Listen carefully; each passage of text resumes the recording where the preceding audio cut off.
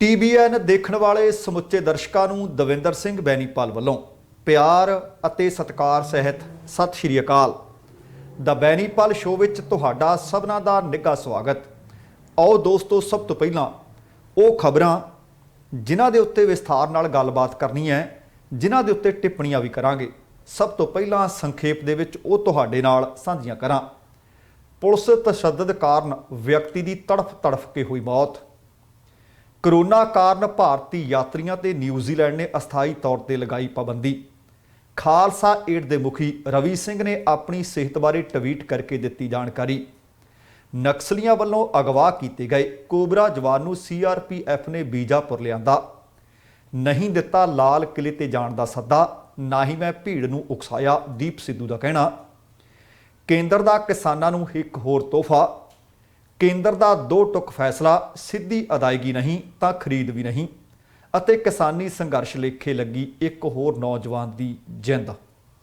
ਦੋਸਤੋ, ਇਹ ਕੁਝ ਖਬਰਾਂ ਨੇ ਜਿਨ੍ਹਾਂ ਨੂੰ ਆਧਾਰ ਬਣਾ ਕੇ ਅੱਜ ਦੇ ਪ੍ਰੋਗਰਾਮ ਦੌਰਾਨ ਤੁਹਾਡੇ ਨਾਲ ਗੱਲਾਂ ਬਾਤਾਂ ਕਰਨੀਆਂ ਨੇ।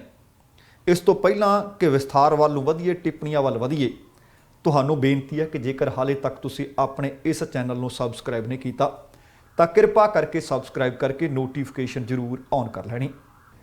ਤੇ ਆਓ ਹੁਣ ਖਬਰਾਂ ਵੱਲ ਰੁਖ ਕਰਦੇ ਹਾਂ। ਫਿਲੀਪੀਨਸ ਦੇ ਵਿੱਚੋਂ ਖਬਰ ਮਿਲ ਰਹੀ ਹੈ ਕਿ ਇੱਕ ਵਿਅਕਤੀ ਉੱਥੇ ਲੋਕਡਾਊਨ ਲੱਗਿਆ ਹੋਇਆ ਸੀ। ਲੋਕਡਾਊਨ ਦਾ ਨਿਯਮ ਤੋੜਿਆ, ਪੁਲਿਸ ਨੇ ਉਸ ਨੂੰ ਫੜ ਲਿਆ ਤੇ ਪੁਲਿਸ ਤੇ ਉਹ ਹੱਥ ਆ ਗਿਆ। ਉਸ ਤੋਂ ਬਾਅਦ ਇਸ ਵਿਅਕਤੀ ਤੋਂ ਸੈਂਕੜੇ ਬੈਠਕਾਂ ਕਢਵਾਈਆਂ ਗਈਆਂ, ਜਿਸ ਕਾਰਨ ਉਸ ਦੀ ਹਾਲਤ ਖਰਾਬ ਹੋਈ ਤੇ ਆਖਰਕਾਰ ਉਸ ਨੂੰ ਆਪਣੀ ਜ਼ਿੰਦਗੀ ਤੋਂ ਹੱਥ ਧੋਣੇ ਪਏ। ਤੇ ਹੁਣ ਇਸ ਮਾਮਲੇ ਦੀ ਤਫਤੀਸ਼ ਚੱਲ ਰਹੀ ਹੈ ਤੇ ਪੁਲਿਸ ਤੇ ਬਹੁਤ ਦਬਾਅ ਬਣ ਗਿਆ ਹੈ। ਜਾਣਕਾਰੀ ਮਿਲੀ ਹੈ ਕਿ ਮਨੀਲਾ ਦੇ ਇੱਕ ਸੂਬੇ ਵਿੱਚ 28 ਵਰ੍ਹਿਆਂ ਦਾ ਡਰੇਨ ਪਾਣੀ ਲੈਣ ਵਾਸਤੇ ਆਪਣੇ ਘਰੋਂ ਗਿਆ। ਲੋਕਡਾਊਨ ਹੋਇਆ ਸੀ, ਉਹਨੂੰ ਇੱਕ ਸਥਾਨਕ ਗਰੁੱਪ ਨੇ ਫੜਿਆ ਤੇ ਪੁਲਿਸ ਦੇ ਹਵਾਲੇ ਕਰ ਦਿੱਤਾ। ਪੁਲਿਸ ਸਟੇਸ਼ਨ ਦੇ ਵਿੱਚ ਉਸ ਨੂੰ ਲੋਕਡਾਊਨ ਤੋੜਨ ਦੇ ਬਦਲੇ ਬੈਠਕਾਂ ਲਾਉਣ ਵਾਸਤੇ ਆਖ ਦਿੱਤਾ ਗਿਆ। ਡਰੇਨ ਜਦੋਂ ਪੁਲਿਸ ਸਟੇਸ਼ਨ ਤੋਂ ਬਾਅਦ ਘਰ ਪਹੁੰਚਿਆ ਤਾਂ ਉਸ ਦੀ ਪਾਰਟਨਰ ਨੇ ਦੱਸਿਆ ਕਿ ਉਹ ਬਹੁਤ ਜ਼ਿਆਦਾ ਦਰਦ ਮਹਿਸੂਸ ਕਰ ਰਿਹਾ ਸੀ, ਉਸ ਨੂੰ ਦਰਦਾਂ ਹੋ ਰਹੀਆਂ ਸਨ। ਗੱਲਬਾਤ ਕਰਦਿਆਂ ਉਸ ਔਰਤ ਦਾ ਕਹਿਣਾ ਸੀ ਕਿ ਮੇਰੇ ਪਾਰਟਨਰ ਨੂੰ ਦਿਲ ਸੰਬੰਧੀ ਸਮੱਸਿਆਵਾਂ ਸਨ। ਉਹ ਦਰਦ ਨਾਲ, ਉਹ ਉਸ ਵਕਤ ਪੀੜ ਨਾਲ ਕੁਰਲਾ ਰਿਹਾ ਸੀ। ਮੈਂ ਕਹਿੰਦੀ ਉਸ ਤੋਂ ਪੁੱਛਿਆ ਕਿ ਤੇਰੀ ਸਿਹਤ ਨੂੰ ਅਚਨਚੇਤ ਕੀ ਹੋਇਆ, ਤੂੰ ਤਾਂ ਘਰੋਂ ਪਾਣੀ ਲੈਣ ਗਿਆ ਸੀ। ਤਾਂ ਉਹ ਕਹਿੰਦੀ ਮੈਨੂੰ ਡਰੇਨ ਨੇ ਦੱਸਿਆ ਕਿ ਪੁਲਿਸ ਵਾਲਿਆਂ ਨੇ ਉਹਦੇ ਤੋਂ ਧੱਕੇ ਨਾਲ ਬੈਠਕਾਂ ਕਢਵਾਈਆਂ ਤੇ ਪਹਿਲਾਂ ਉਹਨੂੰ 100 ਬੈਠਕਾਂ ਕੱਢਣ ਵਾਸਤੇ ਆਖਿਆ, ਪਰ 100 ਨਾਲ ਕੰਮ ਨਹੀਂ ਬਣਿਆ, 200 ਨਾਲ ਵੀ ਕੰਮ ਨਹੀਂ ਮੁੱਕਿਆ। ਉਹ ਕਹਿੰਦਾ 300 ਬੈਠਕਾਂ ਮੈਨੂੰ ਲਾਉਣੀਆਂ ਪਈਆਂ, ਜਿਸ ਨਾਲ ਮੇਰੀ ਹਾਲਤ ਲਗਾਤਾਰ ਵਿਗੜਦੀ ਗਈ। ਉਹਨੇ ਪੁੱਛਿਆ ਕਿ ਤੈਨੂੰ 100 ਦੀ ਬਜਾਏ 300 ਬੈਠਕਾਂ ਕਿਉਂ ਲਾਉਣੀਆਂ ਪਈਆਂ? ਤਾਂ ਫਿਰ ਉਹ ਔਰਤ ਕਹਿੰਦੀ ਉਹਨੇ ਮੈਨੂੰ ਦੱਸਿਆ ਕਿ ਉੱਥੇ ਲੋਕ ਹੋਰ ਵੀ ਸੀ ਜਿਹੜੇ ਆਉਂਦੇ ਗਏ, ਜਿਨ੍ਹਾਂ ਨੇ ਲੋਕਡਾਊਨ ਤੋੜਿਆ ਸੀ ਜਾਂ ਨਿਯਮ ਭੰਗ ਕੀਤੇ ਸੀ। ਉਹ ਫੇਰ ਸਾਰਿਆਂ ਦੇ ਨਾਲ ਹੀ ਇੱਕ ਤੋਂ ਗਿਣਤੀ ਸ਼ੁਰੂ ਕਰ ਦਿੰਦੇ। ਉਹ ਕਹਿੰਦੀ ਇੱਕੋ ਹੀ ਲੈ ਵਿੱਚ ਨਹੀਂ ਸਨ ਕਿ ਇਕੱਠੇ ਹੀ ਆਏ ਤੇ ਸਾਰਿਆਂ ਦੀ ਗਿਣਤੀ 1 ਤੋਂ ਲੈ ਕੇ 100 ਤੱਕ ਕਰ ਲਈ। ਉਹ ਕਹਿੰਦਾ ਜਦੋਂ ਕੋਈ ਨਵਾਂ ਵਿਅਕਤੀ ਆ ਜਾਂਦਾ ਸੀ ਉਹ ਫੇਰ ਕਹਿੰਦੇ 100 ਬੈਠਕਾਂ ਹੋਰ, ਭਾਵ ਉਹਦੀ ਉਹ 100 ਬੈਠਕਾਂ ਵਾਲੀ ਗਿਣਤੀ ਲਗਾਤਾਰ ਵੱਧਦੀ ਜਾ ਰਹੀ ਸੀ। ਹੁਣ ਉਹਨੇ ਉੱਥੋਂ ਦੇ ਮੀਡੀਆ ਨੂੰ, ਸਥਾਨਕ ਮੀਡੀਆ ਨੂੰ ਇੱਕ ਵੀਡੀਓ ਵੀ ਦਿਖਾਈ ਹੈ ਜਿਸ ਦੇ ਵਿੱਚ ਡਰੇਨ ਲੰਗੜਾਉਂਦਾ ਤੁਰਦਾ ਨਜ਼ਰ ਆ ਰਿਹਾ ਹੈ। ਇਸ ਤੋਂ ਇਲਾਵਾ ਕਹਿੰਦੀ ਜਦੋਂ ਡਰੇਨ ਨੂੰ ਬਾਥਰੂਮ ਜਾਣਾ ਪਿਆ ਤਾਂ ਉਹਨੂੰ ਰੀਂਗ ਕੇ ਜਾਣਾ ਪਿਆ। ਡਰੇਨ ਦਾ ਕਜ਼ਨ ਬ੍ਰਦਰ ਹੈ ਐਂਡਰੀਅਨ, ਉਸਨੇ ਇਸ ਮਾਮਲੇ ਦੀ ਉਚੇਰੀ ਮੰਗ ਕੀਤੀ ਹੈ ਕਿ ਜਾਂਚ ਕੀਤੀ ਜਾਵੇ। ਐਂਡਰੀਅਨ ਦਾ ਡਰੇਨ ਨਾਲ ਜੁੜਿਆ ਫੇਸਬੁੱਕ ਪੋਸਟ ਵੀ ਇੱਕ ਵਾਇਰਲ ਹੋਇਆ। ਉਸ ਤੇ ਕਜ਼ਨ ਬ੍ਰਦਰ ਦਾ ਇੱਕ ਫੇਸਬੁੱਕ ਤੇ ਪਾਇਆ ਪੋਸਟ ਵੀ ਵਾਇਰਲ ਹੋ ਰਿਹਾ ਹੈ। ਦੱਸਣਾ ਬਣਦਾ ਕਿ ਬੀਤੇ ਵਰੇ ਫਿਲੀਪੀਨਸ ਦੇ ਵਿੱਚ ਕੁਆਰੰਟੀਨ ਨਿਯਮ ਅਤੇ ਕੋਰੋਨਾ ਗਾਈਡਲਾਈਨਸ ਨੂੰ ਤੋੜਨ ਦੇ ਕਾਰਨ ਲੋਕਾਂ ਨੂੰ ਕਾਫੀ ਸਖਤ ਸਜ਼ਾਵਾਂ ਦਿੱਤੀਆਂ ਗਈਆਂ ਸਨ। ਉਹਨਾਂ ਵਿੱਚੋਂ ਕਈਆਂ ਨੂੰ ਕੁੱਤਿਆਂ ਦੇ ਪਿੰਜਰੇ ਵਿੱਚ ਬੰਦ ਕਰ ਦਿੱਤਾ ਗਿਆ ਸੀ, ਕਈਆਂ ਨੂੰ ਅੱਤ ਦੀ ਗਰਮੀ ਵਾਲੀ ਦੁਪਹਿਰ ਦੇ ਵਿੱਚ ਬਾਹਰ ਤਿੱਖੜ ਦੁਪਹਿਰੇ ਬਿਠਾ ਦਿੱਤਾ ਗਿਆ ਸੀ। ਔਰ ਆਹ ਖਬਰ ਨੇ ਕਾਫੀ ਉੱਤੇ ਤਰਥੱਲੀ ਮਚਾਈ ਪਈ ਹੈ ਕਿ ਜਿਹੜੇ ਵਿਅਕਤੀ ਨੂੰ ਦਿਲ ਦੀਆਂ ਬਿਮਾਰੀਆਂ ਸਨ, ਉਹਨੂੰ ਲਗਾਤਾਰ ਬੈਠਕਾਂ ਕਢਵਾਉਣ ਤੋਂ ਬਾਅਦ ਉਹਦੀ ਹੁਣ ਮੌਤ ਹੋ ਗਈ ਹੈ। ਕਿਉਂਕਿ ਪੁਲਿਸ ਜਿੱਥੇ ਦੀ ਮਰਜ਼ੀ ਹੋਵੇ ਤਸ਼ੱਦਦ ਕਰਨ ਦੇ ਵਿੱਚ ਮਸ਼ਹੂਰ ਹੀ ਰਹੀ ਹੈ। ਤੇ ਹੁਣ ਗੱਲ ਕੋਵਿਡ ਦੀ ਚੱਲ ਰਹੀ ਹੈ। ਪਤਾ ਲੱਗਿਆ ਸੀ ਕਿ ਬੀਤੇ ਦਿਨੀ ਨਿਊਜ਼ੀਲੈਂਡ ਤੇ ਆਸਟ੍ਰੇਲੀਆ ਨੇ ਆਪਣਾ ਇੱਕ ਦੂਸਰੇ ਨਾਲ ਵਪਾਰ ਤੇ ਉਡਾਨਾਂ ਸ਼ੁਰੂ ਕਰ ਲਈਆਂ ਨੇ। ਤੇ ਭਾਰਤ ਦੇ ਵਿੱਚ ਬੈਠੇ ਬਹੁਤ ਸਾਰੇ ਲੋਕ ਸੀ ਜਿਨ੍ਹਾਂ ਨੂੰ ਆਸ ਵੱਧ ਗਈ ਸੀ ਕਿ ਨਿਊਜ਼ੀਲੈਂਡ ਜਾਵਾਂਗੇ, ਵੀਜ਼ੇ ਲੱਗੇ ਹੋਏ ਨੇ। ਪਰ ਭਾਰਤ ਦੇ ਵਿੱਚ ਕੋਵਿਡ ਦੇ ਕੇਸ ਲਗਾਤਾਰ ਵਧਦੇ ਜਾ ਰਹੇ ਨੇ ਤੇ ਇਹਨਾਂ ਮਾਮਲਿਆਂ ਨੂੰ ਦੇਖ ਕੇ ਪੂਰੀ ਦੁਨੀਆ ਨੂੰ ਭਾਰਤ ਨੇ ਇੱਕ ਵਾਰੀ ਫਿਰ ਤੋਂ ਚਿੰਤਾ ਵਿੱਚ ਪਾ ਦਿੱਤਾ ਹੈ। ਤੇ ਇਹਨਾਂ ਵਧ ਰਹੇ ਮਾਮਲਿਆਂ ਦੇ ਮੱਦੇਨਜ਼ਰ ਨਿਊਜ਼ੀਲੈਂਡ ਨੇ ਭਾਰਤ ਤੋਂ ਜਾਣ ਵਾਲੇ ਯਾਤਰੀਆਂ ਦੇ ਉੱਤੇ ਅਸਥਾਈ ਤੌਰ ਤੇ ਪਾਬੰਦੀ ਲਾ ਦਿੱਤੀ ਹੈ ਅਤੇ ਇਹ ਪਾਬੰਦੀ 11 ਅਪ੍ਰੈਲ ਤੋਂ ਸ਼ੁਰੂ ਹੋ ਰਹੀ ਹੈ, ਭਾਵ ਪ੍ਰਭਾਵੀ ਹੋ ਰਹੀ ਹੈ ਅਤੇ ਆਉਣ ਵਾਲੀ 28 ਤਰੀਕ ਭਾਵ 28 ਅਪ੍ਰੈਲ ਤੱਕ ਇਹ ਲਾਗੂ ਰਹੇਗੀ। ਨਿਊਜ਼ੀਲੈਂਡ ਦੀ ਪ੍ਰਧਾਨ ਮੰਤਰੀ ਜੈਸਿੰਡਾ ਆਰਡਨ ਨੇ ਅੱਜ ਇਸ ਦਾ ਐਲਾਨ ਕੀਤਾ ਹੈ। ਪ੍ਰਧਾਨ ਮੰਤਰੀ ਜੈਸਿੰਡਾ ਨੇ ਨਿਊਜ਼ੀਲੈਂਡ ਦੇ ਨਾਗਰਿਕਾਂ ਤੇ ਵੀ ਭਾਰਤ ਤੋਂ ਆਉਣ ਵਾਸਤੇ ਰੋਕ ਦਾ ਐਲਾਨ ਕਰ ਦਿੱਤਾ ਹੈ। ਪ੍ਰਧਾਨ ਮੰਤਰੀ ਨੇ ਕਿਹਾ ਕਿ ਭਾਰਤ ਵਿੱਚ ਕੋਵਿਡ-19 ਦੇ ਮਾਮਲੇ ਲਗਾਤਾਰ ਵਧ ਰਹੇ ਨੇ। ਇਸ ਤਰ੍ਹਾਂ ਹਰ ਇੱਕ ਯਾਤਰੀ, ਭਾਵੇਂ ਉਹ ਸਾਡਾ ਇੱਥੋਂ ਦਾ ਨਾਗਰਿਕ ਹੀ ਕਿਉਂ ਨਾ ਹੋਵੇ, ਭਾਰਤ ਤੋਂ ਵਾਪਸ ਪਰਤਣ ਤੇ ਹਾਲ ਦੀ ਘੜੀ ਉਹਦੇ ਤੇ ਪਾਬੰਦੀ ਦਾ ਐਲਾਨ ਕਰ ਦਿੱਤਾ ਹੈ। ਭਾਰਤ ਵਿੱਚ ਕੋਵਿਡ ਦੇ ਮਾਮਲੇ ਵਧ ਰਹੇ ਨੇ ਤੇ ਹੁਣ ਵੈਕਸੀਨ ਦੀ ਵੀ ਦੁਨੀਆ ਭਰ ਦੇ ਵਿੱਚ ਸਪਲਾਈ ਨਹੀਂ। ਬਹੁਤ ਸਾਰੇ ਮੁਲਕ ਨੇ ਜਿੱਥੇ ਹਾਲੇ ਕੋਈ ਡੋਜ਼ ਪਹੁੰਚੀ ਹੋਈ ਨਹੀਂ। ਜਾਣਕਾਰੀ ਦੇ ਅਨੁਸਾਰ ਨਿਊਜ਼ੀਲੈਂਡ ਦੇ ਵਿੱਚ ਜਿਹੜੇ ਕੋਵਿਡ ਵਾਇਰਸ ਦੇ 23 ਨਵੇਂ ਮਾਮਲੇ ਮਿਲੇ ਹੈ, ਉਹਨਾਂ ਵਿੱਚੋਂ 17 ਭਾਰਤ ਤੋਂ ਗਏ ਹੋਏ ਲੋਕਾਂ ਦੇ ਕਾਰਨ ਮਿਲੇ ਹੈ, ਜਿਸ ਤੋਂ ਬਾਅਦ ਇਹ ਫੈਸਲਾ ਕਰ ਲਿਆ ਗਿਆ ਅਤੇ ਇਹ ਪਾਬੰਦੀ ਐਤਵਾਰ ਤੋਂ ਸ਼ੁਰੂ ਹੋਵੇਗੀ ਅਤੇ 28 ਅਪ੍ਰੈਲ ਤੱਕ ਜਾਰੀ ਰਹੇਗੀ। ਜੇ ਸਭ ਕੁਝ ਠੀਕ ਠਾਕ ਰਿਹਾ ਤਾਂ ਇਸ ਪਾਬੰਦੀ ਨੂੰ ਚੁੱਕੇ ਜਾਣ ਦੀ ਸੰਭਾਵਨਾ ਤੋਂ ਵੀ ਇਨਕਾਰ ਨਹੀਂ ਕੀਤਾ ਜਾ ਸਕਦਾ। ਤੇ ਅਗਲੀ ਖਬਰ ਖਾਲਸਾ ਏਡ ਦੇ ਮੁਖੀ ਰਵੀ ਸਿੰਘ ਹੋਰਾਂ ਦੀ ਸਿਹਤ ਨਾਲ ਸੰਬੰਧਿਤ ਖਬਰ ਹੈ। ਖਾਲਸਾ ਏਡ ਦੇ CEO ਰਵੀ ਸਿੰਘ ਨੇ ਇੱਕ ਟਵੀਟ ਕੀਤਾ ਹੈ। ਟਵੀਟ ਕਰਕੇ ਉਹਨਾਂ ਨੇ ਆਪਣੀ ਸਿਹਤ ਦੀ ਜਾਣਕਾਰੀ ਦਿੱਤੀ ਹੈ। ਉਹਨਾਂ ਦੱਸਿਆ ਕਿ ਬੀਤੇ 22 ਵਰਿਆਂ ਤੋਂ ਗੁਰੂ ਸਾਹਿਬ ਦੀ ਕਿਰਪਾ ਦੇ ਨਾਲ ਉਹ ਸੇਵਾ ਕਰ ਰਹੇ ਨੇ। ਉਹ ਕਹਿੰਦੇ ਸੇਵਾ ਦੇ ਪਹਿਲੇ 10 ਸਾਲਾਂ ਦੇ ਵਿੱਚ ਬੜੀ ਭੱਜ ਦੌੜ ਕੀਤੀ। ਦੁਨੀਆ ਦੇ ਵੱਖੋ-ਵੱਖ ਮੁਲਕਾਂ, ਵੱਖੋ-ਵੱਖ ਥਾਵਾਂ ਤੇ ਮੈਂ ਗਿਆ। ਹਾਲਾਤ ਦੇ ਮੁਤਾਬਕ ਆਪਣੇ ਖਾਣ ਪੀਣ ਦਾ ਨਾ ਸਿਹਤ ਦਾ ਕੋਈ ਖਿਆਲ ਹੀ ਨਹੀਂ ਰੱਖਿਆ, ਜਿਸ ਦਾ ਨਤੀਜਾ ਅੱਜ ਮੇਰੀ ਸਿਹਤ ਵਿਗੜੀ ਹੋਈ ਹੈ। ਉਹਨਾਂ ਇਹ ਵੀ ਆਖਿਆ ਕਿ ਬੀਤੇ 2 ਵਰਿਆਂ ਤੋਂ ਮੇਰੇ ਦੋਵੇਂ ਗੁਰਦੇ ਠੀਕ ਤਰ੍ਹਾਂ ਕੰਮ ਨਹੀਂ ਸੀ ਕਰ ਰਹੇ ਤੇ ਅੱਜ ਮੇਰਾ ਪਹਿਲਾ ਆਪਰੇਸ਼ਨ ਹੈ। ਉਹ ਕਹਿੰਦੇ ਮੈਨੂੰ ਗੁਰੂ ਤੇ ਆਸ ਹੈ, ਗੁਰੂ ਸਾਹਿਬ ਦੀ ਕਿਰਪਾ ਦੇ ਨਾਲ ਮੈਂ ਜਲਦ ਠੀਕ ਹੋਵਾਂਗਾ। ਕਿਰਪਾ ਕਰਕੇ ਕੋਈ ਫਿਕਰ ਨਾ ਕਰਿਓ, ਸਾਨੂੰ ਸਾਰਿਆਂ ਨੂੰ ਸਤਿਗੁਰੂ ਦੀ ਰਜ਼ਾ ਵਿੱਚ ਰਹਿਣ ਦੀ ਤਾਕਤ ਮਿਲੇ। ਅਸੀਂ ਸਾਰੇ ਫਾਨੀ ਸੰਸਾਰ ਦੀ ਖੇਡ ਦੇ ਰਾਹੀਂ ਹਾਂ। ਮੇਰੀ ਜ਼ਿੰਦਗੀ ਦਾ ਇਹ ਪੈਂਡਾ ਗੁਰੂ ਸਾਹਿਬ ਮੈਨੂੰ ਸੇਵਾ ਵਿੱਚ ਲਾ ਕੇ ਆਪ ਤੈਅ ਕਰਵਾ ਰਹੇ ਨੇ। ਮੈਂ ਹਮੇਸ਼ਾ ਤੁਹਾਡੇ ਪਿਆਰ ਅਤੇ ਅਸੀਸਾਂ ਲਈ ਰਿਣੀ ਰਹਾਂਗਾ। ਆਸ ਕਰਦਾ ਹਾਂ ਕਿ ਤੁਸੀਂ ਇਸੇ ਤਰ੍ਹਾਂ ਆਸ਼ੀਸ਼ ਬਖਸ਼ਦੇ ਰਹੋਗੇ। ਤੁਹਾਡੇ ਵੱਲੋਂ ਕੀਤੀ ਅਰਦਾਸ ਹੀ ਮੇਰੇ ਲਈ ਸਭ ਕੁਝ ਹੈ। ਮੈਨੂੰ ਆਸ ਹੈ ਕਿ ਮੈਂ ਆਪਰੇਸ਼ਨ ਤੋਂ ਬਾਅਦ ਅਗਲੇ ਕੁਝ ਘੰਟਿਆਂ ਵਿੱਚ ਤੁਹਾਡੇ ਨਾਲ ਆਪਣੀ ਸਿਹਤ ਦੀ ਹੋਰ ਜਾਣਕਾਰੀ ਸਾਂਝੀ ਕਰਾਂਗਾ।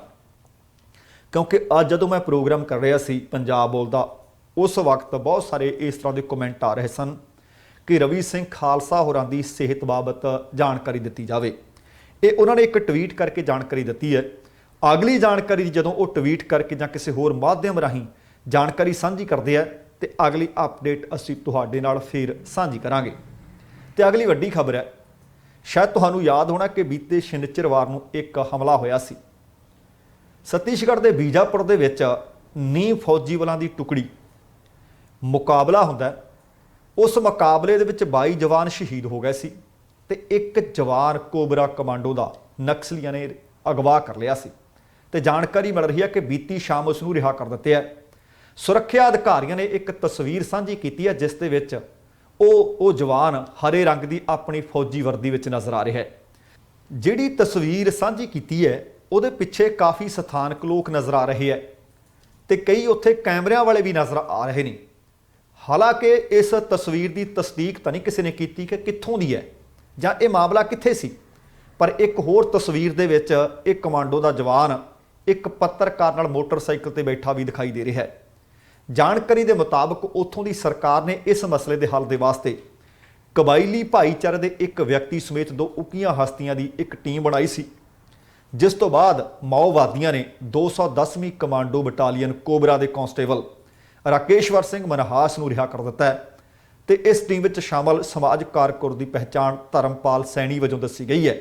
ਸੂਤਰਾਂ ਨੇ ਦੱਸਿਆ ਕਿ ਮਨਹਾਸ ਨੂੰ ਬੀਜਾਪੁਰ ਦੇ ਬਾਸਾਗੁੜਾ ਕੈਂਪ ਵਿੱਚ CRPF ਦੇ DIG ਕੋਮਲ ਸਿੰਘ ਦੇ ਹਵਾਲੇ ਕਰ ਦਿੱਤਾ ਗਿਆ ਤੇ ਉਸ ਤੋਂ ਬਾਅਦ ਉਹਦਾ ਮੈਡੀਕਲ ਚੈੱਕਅਪ ਕੀਤਾ ਗਿਆ।